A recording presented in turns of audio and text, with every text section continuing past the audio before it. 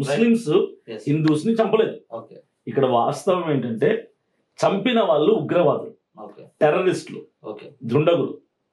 వీళ్ళు చంపింది హైందవుల్ని కాదు, భారతీయుల్ని చంపారు. ఓకే ప్రతిసారి ముస్లిం అనే మాట వాడకూడదు, ఎందుకంటే ఇక్కడ అందుకే నేను అంటున్నా ఉగ్రవాదులనే మాట్లాడదు, ఓకే టెర్రరిస్టులనే మాట్లాడదు. Okay. ముస్లిమ్స్ మంచి వాళ్ళు, ఓకే ఉగ్రవాదులు వేరు, ముస్లిమ్స్ వేరు.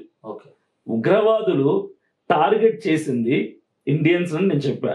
మీరేమన్నారంటే మరి అక్కడ వాళ్ళు హిందువా ముస్లిమా కాదని ఎంక్వైరీ చేసి మరీ హిందూ అని తెలిసిన తర్వాత చంపారని మీరు అంటున్నారు.